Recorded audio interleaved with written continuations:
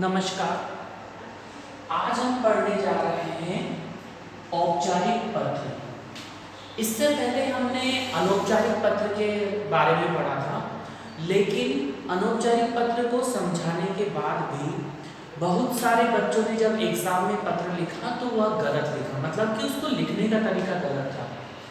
देखिए, औपचारिक पत्र हो या अनौपचारिक पत्र हो, इसको लिखने का सही तरीका यह है कि आप इसे लेफ्ट हैंड साइड से स्टार्ट करें और लेफ्ट में ही खत्म करें।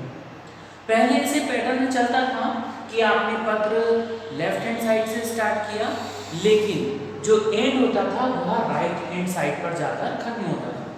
लेकिन प्रेजेंट टाइम में सीबीएसई के नियम के अनुसार पत्र लिखने का प्रारूप पूरी तरह से चेंज हो चुका है। अब आपको लेफ्ट हैंड साइड से स्टार्ट करना है और लेफ्ट पर ही खत्म करना है। अब औपचारिक पत्र लिखने की आवश्यकता क्यों पड़ती है? देखिए, अनौपचारिक पत्र का तो ऐसा होता है कि प्रेजेंट टाइम में व्हाट्सएप मोबाइल आ जाने की वजह से सारी बातें हो जाती हैं। आप किसी भी रिश्तेदार से बात कर सकते हैं, कैसी भी बातें कर सकते हैं, वहाँ आपको पत्र लिखने की जरूरत नहीं पड़ती। लेकिन औपचारिक पत्र आपको लिखने की जरूरत पड़ेगी ही पड़ेगी। क्यों? मान लीजिए आपकी कॉलोनी में बहुत ज़्यादा गंदगी हो रही है और उस गंदगी की सूचना आपको नगर निगम में देना है, तो यह रिटर्न में जाएगा, तो उसको लिखने का एक तरीका होता है। आपकी कॉलोनी में लाइट लगी हुई है और वो लाइट जो है जलती नहीं है, रात के समय अंधेरा रहता है। इसकी सूचना आपको विद्युत विभाग को देनी है, तो उसके लिए आपको हैंड रिटन एप्लीकेशन देनी पड़ेगी। इसके अलावा और भी बहुत सारे काम होते हैं, स्पेशली सरकारी काम, जहाँ पर आपको औपचारिक पत्र लिखने की जरूरत पड़ेगी ही पड़ेगी। यहाँ पर मैं आप लोगों को छुट्टी के लिए प्रार्थना पत्र बतला रहा हूँ कि छुट्टी के लिए आप प्रार्थना पत्र कैसे लिखें। मान लीजिए हमने आपको टॉपिक दिया कि आपको बीमार हैं आप और बीमारी के कारण स्कूल नहीं आ सकते, जिसके लिए आपको 2 दिन का प्रार्थना पत्र लिखना है। तो औपचारिक पत्र में हम लिखेंगे यहाँ पर सेवा में श्रीमान प्राचार्य महोदय। यहाँ पर हमने प्राचार्य महोदय लिखा है। यदि आपको प्रश्न पत्र में दिया जाए कि अपनी कक्षा अध्यापिका को लिखिए, तो यहाँ पर आप श्रीमती कक्षा अध्यापिका महोदया यह शब्द यूज करेंगे। बाल भवन स्कूल, शहर का नाम भोपाल। इतना लिखने के बाद देखिए, ये सब कुछ लेफ्ट हैंड साइड में है, ये हमारी मार्जिन लाइन है और आपको यही सब कुछ लिखना है। अब शहर का नाम लिखने के बाद देखिए, मैंने यहाँ पर एक लाइन खींची है।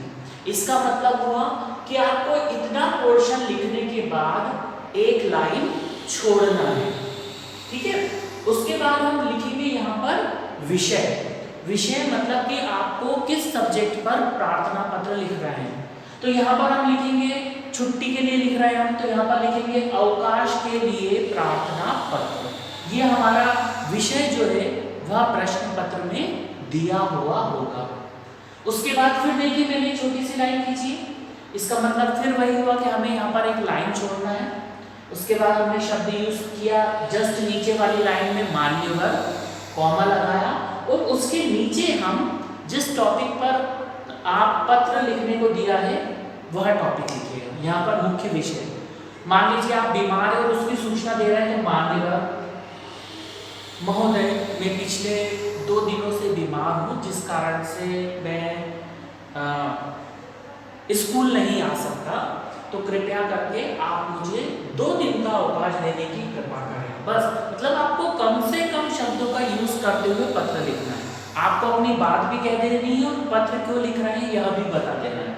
तो ये लिखने के बाद जब आपका पत्र कंप्लीट हो जाएगा, उसके बाद आपको धन्यवाद लिखना है। उसके जस्ट नीचे वाली लाइन में धन्यवाद लिखने के बाद जस्ट नेक्स्ट लाइन में आपको लिखना है आपका आज्ञाकारी, उसके बाद आपका नाम, क्लास और सेक्शन और दिनांक। यहाँ पर लास्ट में आपका डेट आएगा।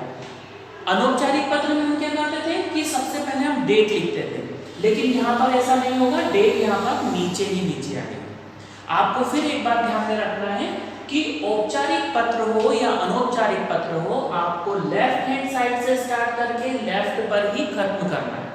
ये देखिए मार्जिन लाइन, जिस तरीके से मैंने यहाँ पर बोर्ड पर लिखा है उसी तरह से आप भी पत्र लिखने की कोशिश कीजिएगा। मुझे उम्मीद है आपको औपचारिक पत्र लिखने का तरीका आपको एक वर्कशीट भेजेंगे जिसमें आपको किसी टॉपिक पर पत्र लिखना होगा। तो आप सब लोग पत्र लिखकर देखिएगा और फिर हम देखेंगे कि आपने वह सही लिखा है या नहीं। धन्यवाद।